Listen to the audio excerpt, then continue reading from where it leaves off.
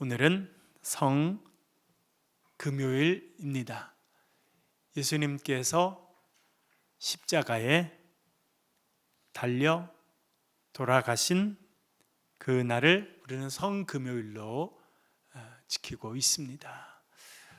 성금요일, 여러분들 오늘 하루를 어떻게 지내셨습니까?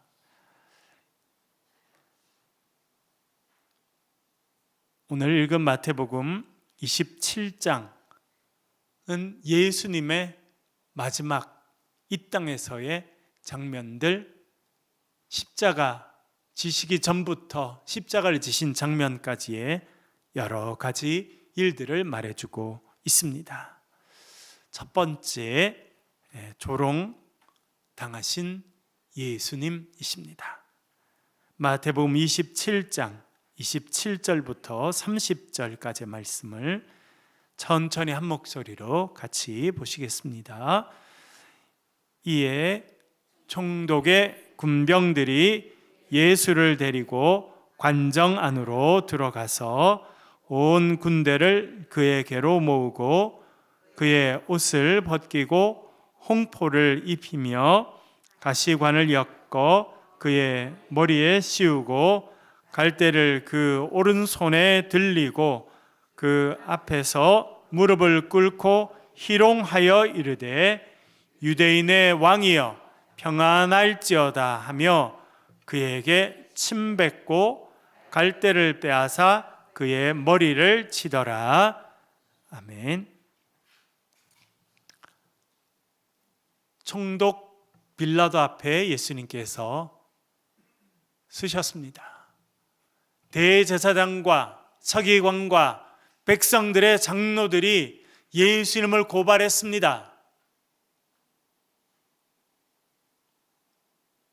그런데 빌라도가 아무리 신문을 해봐도 예수님께 죄를 찾을 수가 없었습니다.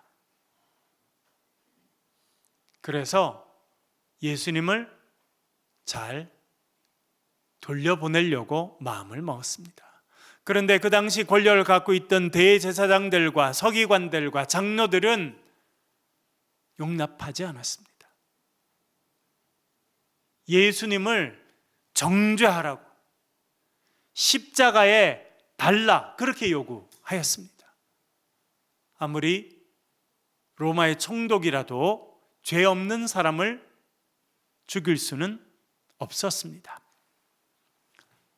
시오노 나나미라고 하는 일본 작가가 있습니다. 일본에서 태어나서 일본에서 대학까지 다 나왔습니다. 그런데 로마에 가보고 이탈리아에 가보고 그 나라 문화에 쏙 빠지게 됩니다. 그래서 이탈리아에 가서 공부를 하고 이탈리아어를 배우고 이탈리아 역사를 혼자 공부를 해서 소설을 쓰게 됩니다. 세계적인 베스트셀러가 되었습니다. 로마인 이야기라고 하는 그런 글을 쓰게 되었습니다. 저도 그 글을 보면서 배운 부분들이 여러 가지 있습니다. 그 중에 하나는 무엇이냐면 지금 빌라도가 총독으로 와 있죠. 로마 황제가 임명한 총독들이 로마 제국이 정복한 여러 속주에 있었습니다. 속주. 앞에 에어컨이 켜 있나요? 네, 꺼주시죠. 그 속주에 총독들이 가 있는데 총독들이 마음대로 할 수 있는 것은 아니었습니다. 그리고 로마는 얼마나 발전되어 있었냐면 이 총독들은 1년만 총독으로 있을 수 있었는데 이 총독 임기가 끝마치면 그 총독이 다스렸던 지역에 있던 사람들이 자기를 다스렸던, 그러니까 로마 황제의 파송을 받았든지 로마 원로원의 파송을 받았든지 하는 그 사람들을 고발할 수가 있었습니다. 그 당시도 모든 정치가들이 일을 잘한 것은 아닙니다. 그래서 황제의 명을 받아서 왔든지 혹은 원로원의 파견을 받아서 왔든지 왔어도 그 지역을 다스리면서 나쁜 일을 했다든지 뇌물을 많이 받아 챙겼다든지 억울하게 많은 사람을 죽였다든지 이렇게 하면 그 속주의 사람들이 고발을 할 수 있었고, 그렇게 하면 로마의 법정에서 그 고발한 일에 대해서 재판을 벌였습니다. 역사에 보니까 지금의 스페인 지역, 그 당시는 에스파냐라고 불렀습니다. 지금도 에스파뇰이라고 부르기도 하죠. 그 스페인, 포르투갈 그 지역에 각 그 파견됐던 어느 총독은 있으면서 뇌물을 많이 받아 챙겼습니다.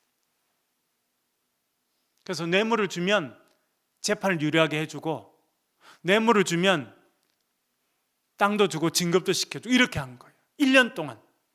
그래서 그 사람이 끝마치고 돌아오니까 그 속주의 사람들이 고발을 했습니다. 그리고 속속들이 증거가 나오니까 그 속주의 총독으로 갔던 사람, 그 당시 원로원 일원 중에 한 명이었는데 재판이 진행되니까 스스로 목숨을 끊어버립니다. 여러분, 지금부터 2000년 전에 로마는 세계에서 가장 화려한 문명을 이루고 있었지만 법 질서나 이런 것들도 대단히 수준이 높았습니다. 총독이라고 함부로 할 수 없었습니다. 그런 빌라도는 이 예수님을 처형하는 것이 정치적으로 큰 부담이었습니다. 내가 이 임기 1년이 끝마치고 난 다음에 또 돌아간 후에 자기도 그런 어려움을 당할 수 있다는 것을 그는 분명히 알고 있었습니다. 그래서 조심합니다. 대제사장, 서기관들, 백성의 장로들, 그 유다 지역 전체의 가장 엘리트 그룹이 처형해달라고 데리고 온 예수를 심문해 봤는데 이 예수에게는 죄가 없습니다. 그리고 사람들이 뭐라고 고발을 하느냐면, 특별히 제사장들이 와서 저 사람을 사형에 처해 주십시오. 이유가 뭡니까? 자기 스스로가 하나님의 아들이라 말합니다.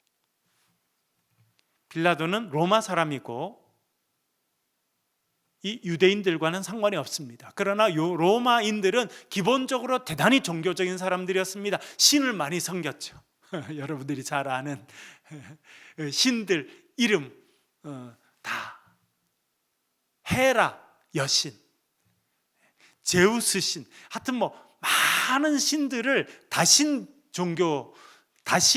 많은 신들을 믿는 그런 사람들이 로마인이었습니다. 이 사람들은 다 신을 섬기고 여러 신을 섬겼지만 대단히 종교적인 사람이었습니다. 그런데 지금 백성들의 지도자가 붙잡아온 이 사람이 유대인들이 섬기는 하나님의 아들이라고 말한다는 겁니다. 그래서 이 빌라도는 유대인은 아니지만 자기도 종교를 갖고 있는 사람 중에 하나로서 유대인들이 절대 신이라고 말하는 하나님의 아들이라고 말하는 이 예수를 처형하는 것은 엄청난 마음의 부담이었습니다. 그래서 27장 11절에 보면 총독 앞에 서니까 총독이 물어봅니다. 네가 유대인의 왕이냐? 여러 가지 질문들을, 특별히 요한복음에 가면 훨씬 더 많은 질문들이 있는데, 네가 하나님의 아들이냐? 여러 가지 질문을 주고받습니다. 그런데 특별히 요한복음에 보면 이 빌라도가 예수님을 신문하기 위해서 질문을 할수록 이 사람이 진짜 인가 보다 하는 생각을 더 많이 하게 됩니다. 그래서 우리 마태복음에는 안 나오지만 요한복음에는 지금 빌라도는 황제가 보낸 최고의 권력자입니다. 그리고 지금 예수님은 유대인 중에 죄인으로 잡혀온 사람인데 나중에 예수님께 물어봅니다. 진리가 무엇이냐? 여러분, 진리가 무엇이냐는 누가 누구에게 보통 물어봐야 되는 질문입니까? 공자의 제자들이 공자한테 물어보는 질문이에요. 제자가 스승에게 물어보는 질문이 스승님, 진리가 무엇입니까? 스승님, 해가 동쪽에서 떠오르는 것이 진리입니까? 그렇게 물어보는 것이 보통입니다. 그런데 지금 최고의 권력을 갖고 있는, 유다 전체 최고의 권력을 갖고 있는 이 총독 빌라도가 예수님께 진리가 무엇이냐? 이분이 진리를 알고 있는 분이라고 하는 생각이 들었기 때문에 그렇습니다. 그리고 여러분, 우리가 마태복음 읽어봤는데 마태복음에만 나오는 중요한 이야기가 하나 더 있습니다. 마가복음, 누가복음, 요한복음에는 이 이야기가 전혀 안 나오는데 마태복음에만 딱 나와 있는 아주 중요한 이야기가 하나 있습니다. 그것은 무엇이냐면 예수님을 이렇게 신문하고 있는데 자기 집에서 종이 하나 찾아옵니다. 자기의 아내가, 아마 역사에서는 그 여자 이름이 클라우디아였다고 생각되는데 자기 아내가 똑똑한, 신뢰하는, 충직한 종을 하나 보낸 거예요. 또 재판을 지금 한참 하고 있는데 보니까 자기 집에 종이 온 거예요. 자기네 가까이 다가옵니다. 중요한 이야기를 할 건가 보다 하고 귀를 기울여 봤는데 이 빌라도의 귀에다 대고 이 종이 이렇게 말합니다. 마님께서 저를 급히 보내셨습니다. 아마 빌라도가 재판하고 여러 가지를 하느라 집에 못 들어갔든지 혹은 집에 갔다가도 잠깐 잠만 자고 나왔나 봐요. 그래서 아내랑 말할 시간이 별로 없었던 것 같아요. 마님이 말씀을 꼭 전달하시랍니다. 지금 재판하고 있는 저 예수라는 분, 저분을 정죄하지 말라 말씀하십니다. 힘들게 하지 말라 말씀하십니다. 사모님이 어제 밤새도록 꿈에 저 사람으로 인해 마음이 힘드셨답니다. 저분은 뭔가 특별한 사람이라고 생각하니까 저분을 그냥 두시면 좋습니다. 그렇게 이야기를 합니다. 안 그래도 지금 자기가 지금 신문하면서 야, 이 사람은 지금 보통 사람이 아니다.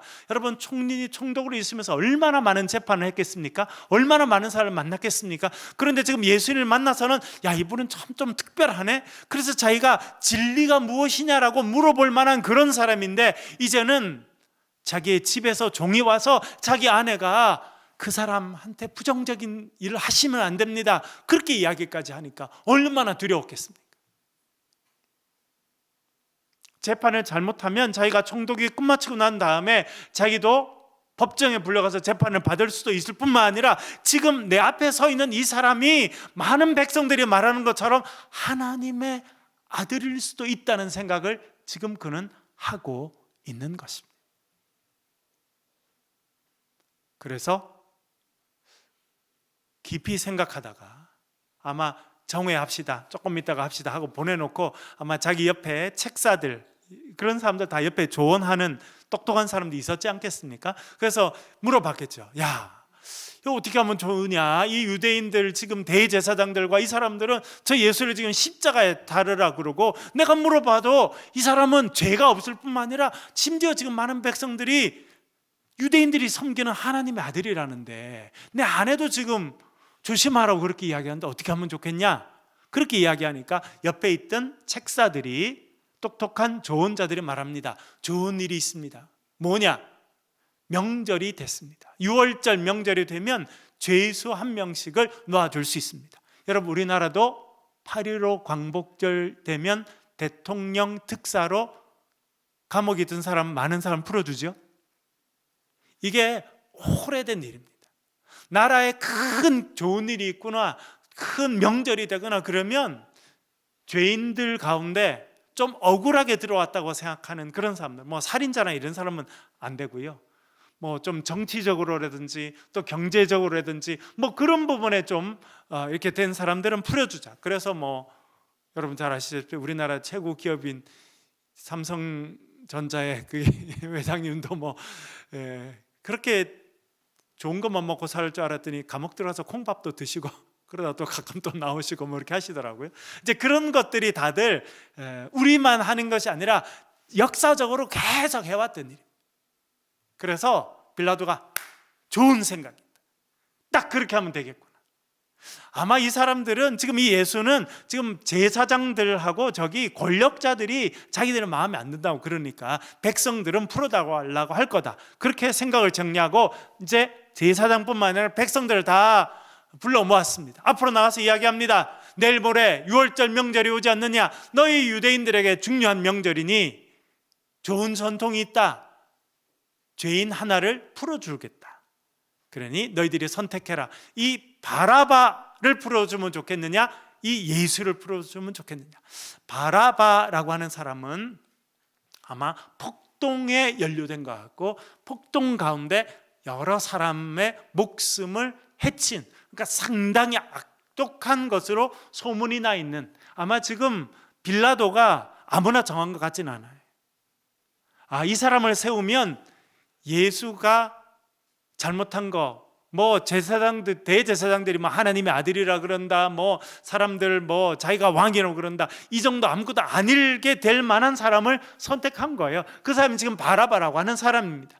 그래서 예수님을 세우고 바라바를 세우고 두 사람 중에 누굴 하면 좋겠느냐? 바라바는 너희들이 알다시피 폭동을 일으키고 폭동 가운데 많은 사람을 죽인 사람이 아니냐? 그리고 이 사람은 자칭 유대인의 왕이라고 하는 예수인데 누굴 놔주면 좋겠느냐 물어봅니다. 그래서 내심 됐다, 좀 쉽게 갈 수 있겠다 생각했는데 갑자기 백성들이 뭐라고 소리칩니까? 바라바를 원한다는 거예요. 너무 의외의 대답을 합니다. 그래서 물어봅니다. 그러면 이 자칭 유대인의 왕이라고 하는 예수는 어떻게 하면 좋겠느냐? 그랬더니 벌써 이 무리들이 다 대제사장과 장로들에게 다 세뇌가 돼서 뭘 하라고 말합니까? 십자가에 못 박으시오. 계속 소리를 칩니다. 성경을 보니까 빌라도가 뭐가 날까 걱정했다고 말합니까? 밀란, 폭동이 일어날. 여러분, 이 유대인들은 로마 시대 때도 대단히 특별한 민족이었습니다. 최근까지도 그렇죠. 그때 제가 뭐 신문을 보니까 쉰들러 리스트라고 하는 것을 영화를 다시 만들어서 나올 거다, 뭐 그렇게 돼 있더라고요. 여러분, 90년대 쉰들러 리스트라고 하는 영화가 나와서 센세이셔널, 전 세계 그렇게 영향을 미쳤죠. 어떤 이야기입니까? 2차 세계대전 때 이 독일 나치 당이 유태인들 600만을 학살할 때에 그 독일의 부자 중에 한 명, 그 사람이 쉰들러입니다. 이름이. 그 사람이 유대인들 리스트를 쭉 만들었어요. 살려줘야 될 유대인들. 그래서 그 쉰들러 리스트에 들어간 사람들은 쉰들러가 자기의 사비를 내서, 그래서 열차를 구하고 사람들을 부르고 차편을 구해서 그래서 탈출을 시켜서 살게 된 사람들, 그 이야기가 이제 영화인데 뭐 그 영화가 이제 현대판으로 다시 만들어서 나올 거다, 뭐 그런 게 있더라고요. 유태인들이 어려움이 많았습니다. 왜 그러냐면 이 유태인들이 갖고 있는 이 독특한 민족성이 있습니다. 그 중에 하나는 뭐냐면 고분고분하지 않습니다. 유대인들은 폭동을 자주 일으켰어요. 폭동을 일으킬 정도가 아니라 이 사람들은 자기들이 맞다고 하면 그대로 하는 사람들.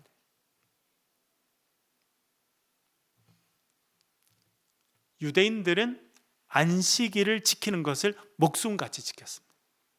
39개를 정해놓고 하지 말아야 될 일 39개가 있습니다. 그래서 우리 말하면 1.6km가 넘는 길은 절대 걷지 않고, 불 피우지 않고, 불 끄지 않고.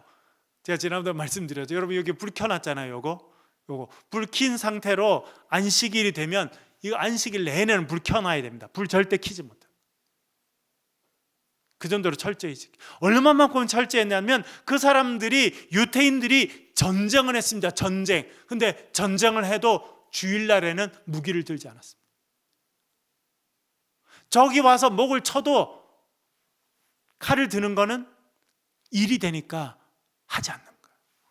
얼마나. 그래서 나중에 랍비들이 공격을 받았을 때는 방어를 위해서는 칼을 들어도 된다, 이것을 엄청나게 오랫동안 토론을 한 다음에 결정한 다음에서나 했지, 적이 지금 와서 목을 치는데도 주일날에는 칼을 안 들었습니다.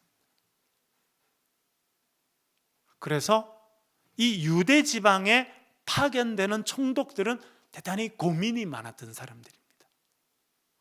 또 어떤 일로 인해서 이 유대인들이 일어나서 폭동을 일으키고 반란을 일으키고 그렇게 할까 싶어서, 지금 빌라도도 나는 이 예수가 죄가 없다고 생각하는데 이 무리들이 이러다가 폭동이 일어나면 정말 그때는 내가 황제 앞에 가서 할 말이 없다라고 생각하고 그런 예수님을 사형 선고를 하게 됩니다. 그랬더니 우리가 금방 읽은 말씀, 이제 총독이 사형 선고를 내렸기 때문에 군병들이 와서 예수님을 잡아갑니다.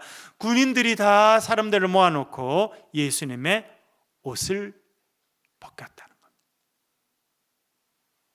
여러분, 어느 시대나 옷을 벗기는 것은 수치감을 주는 겁니다. 그리고는 무슨 옷을 입혔다고 말합니까? 홍포를 입혔다. 홍포, 자주색 옷입니다. 자주색. 그 옷은 황제가 입었던 옷이라기보다는 군단에서 두 번째 서열에 들어가는 사람들이 입는 옷이었다, 이렇게 생각이 됩니다. 한 군단 6,000명이 되는 그 군단장, 레가투스라고 불려지는 군단장이 있고, 군단장 바로 밑에 계급은 누구냐면 원로원 집안의 아주 귀족 중에서도 원로원에 속하는 그 집에 19, 20살짜리 아들이 군대에 파견되면 아주 좋은 옷을 입고 군단장 바로 밑에서 군 경력을 쌓는데, 아마 그 두 번째 그 원로원의 아들들이 와서 입는 그 옷 색깔이었다고 생각됩니다. 그 옷을 예수님께 입혔습니다. 그리고 머리에는 뭘 씌웠다고 말합니까? 가시로 된 면류관. 여러분, 면류관 써보셨어요? 저희들 면류관 안 써봤는데 시골에 살 때 아이들이 저희들이 초등학교 갔다 오면, 요즘에 아이들이 초등학교 갔다 오면 어디 갑니까? 학원 가죠. 저희들은 어릴 때 초등학교 갔다 오면 어디 갔을까요? 우리는 들로 산으로 돌아다녔어요. 갈 때 아무 데도 없고, 그러면 애들이 같이 모여가지고 뭘 하냐면 놀 것도 없으니까 옛날에는 전쟁놀이를 많이 했어요. 나무 이렇게 해가지고 총도 만들고, 그러면 이렇게 시골에 이렇게 산에나 이렇게 숨어 있으면 뭘 하냐면 그 좀 부드러운 이런 나무를 이렇게 해가지고 면류관처럼 이렇게 모자처럼 만들어서 막 이렇게 나무도 꽂고 이렇게 해가지고 숨는 역할을 하는 거예요. 숨는 거. 여러분 안 해보셨죠? 그렇게 면류관을 만들었는데, 가시 면류관. 원래 왕들이 쓰는 면류관은 뭐로 만들어야 됩니까? 금으로 만들어요. 금은 권위를 상징하기 때문에 금 면류관, 그리고 금 면류관에 보석을 박아서 면류관을 만드는 것인데, 이들은 가시 면류관을 만들었습니다. 그리고 갈대를 오른손에 들렸다 이야기합니다. 여러분, 이것을 규 혹은 홀이라고 말합니다. 규나 홀. 구약 성경에 보면 에스더라고 하는 사람이 있죠. 페르시아 왕과 결혼해서 살은 유대인 여성입니다. 모르드게가 말합니다. 우리 민족이 다 죽게 됐으니 네가 네 남편 왕에게 가서 좀 부탁 좀 해봐라. 그런데 못 갑니다. 왜 그래요? 그 당시는 왕이 부르지 않으면 왕의 아내인 왕비도 함부로 왕 앞에 나타났다는 왕이 모른 척하면 끌려가서 죽는 거예요. 내가 지금 왕을 못 본 지가 한 달이나 됐습니다. 그랬더니 모르드게가 네가 그 자리를 얻은 것이 이때를 위함인지 어떻게 아느냐? 예, 제가 그러면 금식하고 가겠습니다. 그래서 금식을 하고 왕이 부르지도 않았는데 왕 앞에 나타났습니다. 아하수에로 왕이잖아요.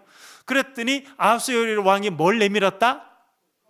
예, 홀, 그거를 또 규라고 부르고 하게 되는데, 그걸 탁 내민 거예요. 그 뭐냐면 내가 허락한다. 그래서 왕들은요, 이렇게 손에 이렇게 금으로 된 혹은 아주 좋은 보석이나 좋은 나무로 된 그런 귤을 손에 들고 있었어요. 그것이 왕의 상징이었습니다. 뭐 명령을 내릴 때도 딱 그걸 이렇게 움직여서 명령을 내리고 하는 건데, 예수님 손에는 뭘 쥐어뒀다는 겁니까? 갈대. 제가 영경동 사는데 그 앞에 하천이 흘러요. 하천. 동하천이라는 하천이 흐르는데 너무 좋아요. 그런데 요즘에 갈대가 엄청 많이 올라오고 있습니다. 갈대의 특징이 뭡니까, 여러분? 흔들린다는 게 흔들린다. 그래서 흔들리는 갈대라고. 왜? 힘이 없어요. 그런데 그 갈대를 예수님 손에 쥐어줬습니다. 힘없는. 여러분, 원래 왕의 손에 있는 이 균은 힘과 권력과 권능을 상징하는데, 그 대신 가장 약한 갈대를 손에 쥐어줬다는 거예요. 예수님을 조롱하는 것입니다. 그리고 그 예수님 앞에 무릎을 꿇고 앉아서 넙죽 절을 합니다. 뭐라고 인사합니까? 만수무강하십시오, 유대인 왕이요. 그리고 벌떡 일어나가지고 어떻게 했다고요? 예수님 얼굴에 침을 뱉고 갈대를 뺏어가지고 갈대로 예수님 머리를 내리쳤다. 그렇게 희롱했다 말해주고 있습니다. 그 다음에는 억지로 십자가를 진 시몬이 나옵니다. 27장 32절 같이 읽겠습니다. 시작. 나가다가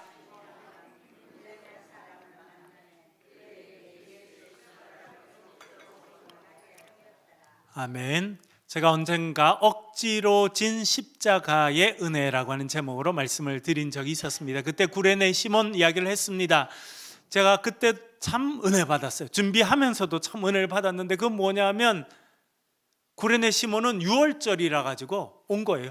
구레네는 지금 저 아프리카 그 북쪽에 있는 지금의 리비아 땅 정도 되는 엄청 먼 땅입니다. 그 사람이 신앙이 좋았던 것 같아요. 그리고 얼굴도 아프리카에 있어서 얼굴이 검은 유대인. 여러분, 검은 유대인 있습니까, 없습니까? 심지어 중국인 유대인도 있습니다. 중국 유대인들이 흩어져서 어디까지 와서 살았냐면, 우리나라는 안 왔지만 중국에까지 유대인들이 있어서 중국 사람 생긴 유대인들 많습니다. 아프리카에 있는 유대인들 많았어요. 그 중에 한 명이 시몬이었습니다. 그가 이제 예루살렘에 와서 6월절 이 명절을 지키려고 왔다가 붙잡혔습니다. 예수님의 십자가를 지게 됐습니다. 예수님 입장에서는 시몬에게 고마운 마음이 있었겠다 생각됩니다.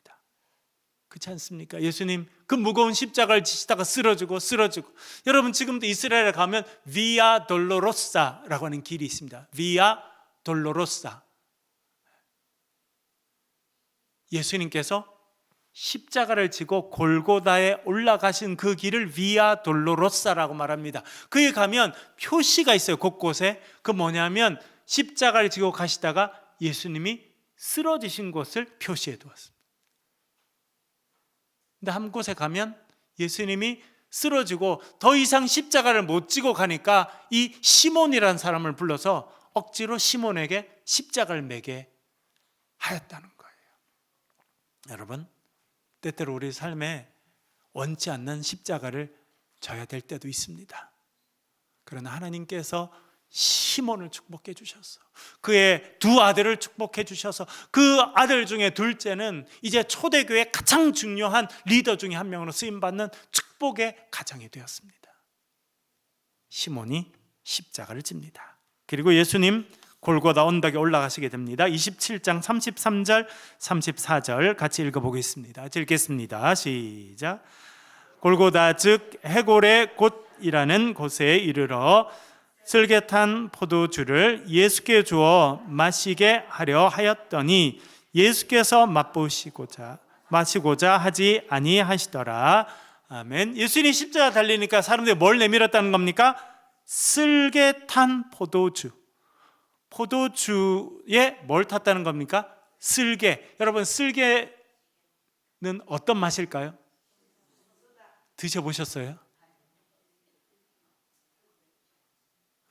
어떤 분들은 쓸개가 약이 된다고 옛날부터는 그래서 동물을 잡고는 쓸개를 드신 분도 계시더라고요. 시골에 그런 분이 있었어요. 이 쓸개탄 포도즙은 이 포도도 발효가 되면 아주 진해지거든요. 어떤 역할을 했냐면 마취제 역할을 했다고 생각됩니다. 마취제. 너무 엄청 쓰니까 이걸 먹으면 너무 쓰고 그렇게 해서 이것이 그 고통을 덜어주는 마취제 역할을 했던 것이 이 쓸개탄 포도주였다, 이렇게 생각이 듭니다. 그러니까 예수님이 너무 고통스러우니까 보는 사람도 안타까워서 이제 쓸개탄 포도주를 이렇게 줬는데 예수님께서 잠깐 보시고는 이게 쓸개탄 포도주구나. 근데 예수님 거절하셨다는 거예요. 왜 거절하셨습니까? 아무래도 마취제가 되면 정신이 좀 몽롱해질 수도 있고, 그렇죠? 어떻게 보면 예수님은 이 고통을 그대로 다 받으신 거예요. 그렇게 결정하셨다는 뜻입니다. 그리고 마지막에 이런 일이 있습니다. 27장 45절 46절 같이 읽겠습니다. 45절 46절 같이 읽겠습니다. 시작. 제 6시로부터 온 땅이 어둠에 임하여 제 9시까지 계속되더니 제 9시쯤에 예수께서 크게 소리질러 이르시되 엘리 엘리 라마 사박다니 하시니 이는 곧 나의 하나님 나의 하나님 어찌하여 나를 버리셨나이까 하는 뜻이라. 아멘. 엘리 엘리 라마 사박다니, 이거는 아람어입니다. 아람어로 예수님께서 말씀하고 사셨기 때문에 예수님의 아람어 목소리가 그대로 들어있는 것이 이 부분입니다. 엘리 나의 하나님 어찌하여 나를 버리셨습니까? 여러분, 여기서 우리 중요한 것을 알게 됩니다. 십자가 위에서 예수님은 뭘 당하셨다는 겁니까? 버림 받으셨다 하는 것입니다. 제가 지난 3월 첫날에 서산에 있는 공군 부대 가서 제가 말씀 사경에 인도했죠. 제가 갔는데 제가 한 20여 년 전에 그 옆에 있는 부대에 있을 때 같이 신앙생활을 했던, 그때 공군 중령 비행사였던 집사님, 지금은 이제 그 서산의 어느 교회 감리교회 장로님이신데 만났어요. 저녁에 연락하셨더라고요. 목사님 오신다고 했는데 한번 얼굴 봅시다. 잠깐 만났어요. 그 집은 저와 아내가 3층 그 조그마한 장교 관사 3층에 살 때 우리가 2층에 살고 그 집이 1층에 살았어요. 우리 집 바로 밑에 1층에 살았어요. 공군 중령 조종사였어요. 나중에 재혼하셨어요. 여자분은 미국 LA에서 장사를, 옷 가게를 아주 크게 하시던 분이 오셔서 나이가 40 중반에 재혼했어요. 그리고 아이 2명을 입양했어요. 둘째 아들이 요한입니다. 제가 잊어먹지도 않아요. 요한이. 그런데 하루는 그 어머니가, 제가 지난해도 말씀드렸습니다만 그 여자 집사님이 그런 거예요. 요한이를 100일째 되는 날 데리고 왔대요. 100일째. 그래서 자기가 너무 예뻐해주고 잘 먹여주고 목욕시켜서 이렇게 다 재우면 자기도 한참 잠들어 있다 보면 얘가 꼭 자기를 안 쳐다보고 벽을 보고 누워있다는 거예요. 그래서 요한아 엄마 보고 자야지 이러고 다시 돌려서 이렇게 해서, 그러면 또 일어나면 얘가 또 벽을 보고 있고. 제가 마음이 너무 안 됐다. 제가 우리 아이를 둘 키워보니까 벽을 보고 자는 놈은 없습니다. 우리 둘째는 뭐 벽을 보는 정도가 아니라 저나 아내랑 막 제 아내 머리카락을 막 손에 들들 감고 엄마 그냥 뺨에다가 지 얼굴을 대고 뭐 이러고 자지, 떨어져서 벽을 보고 자는 애는 아무도 없더라고요. 우리 첫째나 둘째는 다 그래요. 근데 얘는 자다가 배가 고플까 싶어서 깨면 벽을 보고 자고 있다는 거, 자기가 너무너무 마음이 아팠다. 그래서 그 집사님은 그랬어요. 얘가 태어나서 얼마 안 돼서 버림을 받았는데 걔가 자기가 버림받았다는 상처를 아직도 갖고 있는 게 아닌가, 그 이야기를 하셨던 기억이 있습니다. 여러분, 인간이 받을 수 있는 가장 큰 상처 중에 하나가 무엇입니까? 버림받는 거예요. 특별히 누구에게 버림받는 거? 부모님께 버림받는 상처는 인간이 경험할 수 있는 가장 큰 상처 중에 하나예요. 근데 예수님 십자가에서 말씀하십니다. 나의 하나님 나의 하나님, 나의 아버지 나의 아버지여 어찌하여 나를 버리셨습니까? 예수님은 십자가 위에서 버림받으셨습니다. 하나님은 십자가 위에서 독생자이신 하나밖에 없는 아들을 버리셨습니다. 왜 버리셨습니까? 예수님을 버리고 저와 여러분을 선택하신 거예요. 우리가 그런 은혜를 입었다는 것을 기억하실 수 있기를 간절히 바랍니다. 예수님은 왜 고난당하시고 왜 버림받으셨습니까? 이사야 53장 4절부터 6절 천천히 같이 읽겠습니다. 같이 읽겠습니다. 시작. 그는 실로 우리의 질고를 지고 우리의 슬픔을 당하였거늘 우리는 생각하기를 그는 징벌을 받아 하나님께 맞으며 고난을 당한다 하였노라. 그가 찔림은 우리의 허물 때문이요 그가 상함은 우리의 죄악 때문이라. 그가 징계를 받음으로 우리는 평화를 누리고 그가 채찍에 맞음으로 우리는 나음을 받았도다. 우리는 다 양 같아서 그릇 행하여 각기 제 길로 갔거늘 여호와께서는 우리 모두의 죄악을 그에게 담당시키셨도다. 할렐루야. 그가 찔림은 우리의 허물 때문이다. 그가 채찍에 상하고 조롱받고 처참한 일을 겪으신 것은 우리의 죄악 때문이다. 그가 징계를 받으심으로 우리는 뭘 입었어요? 평화, 하늘의 평화를 누리게 됐고, 그가 채찍에 맞으셨기 때문에 우리는 나음을 입었습니다.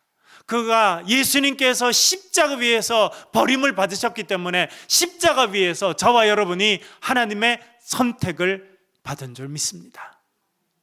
그 은혜 받은 하나님의 소중한 사람으로 이 땅을 살아가시길 간절히 바랍니다. 우리 한번 기도하실 때 반주해 주시고 불도 꺼 주시고, 우리 배집사님 말씀해 주신 것처럼 오늘은 침묵하시거나 혹은 내 귀에 들릴 정도의 작은 목소리로 오늘 같이 기도하도록 그렇게 하겠습니다. 나를 위해서 버림받으신 주님, 나를 위해서 채찍 맞으시고 나를 위해서 버림당하신 그 주님,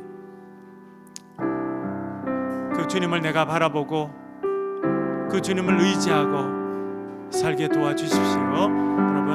여러분 귀에 들릴 정도의 목소리로 혹은 또 침묵 가운데 여러분 예수 그리스도의 십자가를 기억하며 기도해 주시고, 기도하실 때 특별히 우리 부활절날 있는 유아 세례, 또 아동 세례, 성인 세례, 그리고 또 입교를 위해서 기도해 주시고, 우리 성찬식이 특별히 있습니다. 성찬식 위해서 기도해 주시고, 이번 부활절날 우리 유초동 마이들 발표가 있습니다. 우리 또 찬양대 앙상블 발표가 있습니다. 아름다운 음악 연주가 있습니다. 위해서 기도해 주시고, 정말 이번 부활절 통해서 우리가 주님 은혜 가운데 새로워지고 우리 교회가 새로운 단계로 올라가는 복된 은혜 시간 되게 해달라고 기도해 주시길 바랍니다. 침묵 가운데 혹은 작은 목소리로 기도하시다가 개인적으로 기도하시다 돌아가시길 바랍니다. 기도하겠습니다.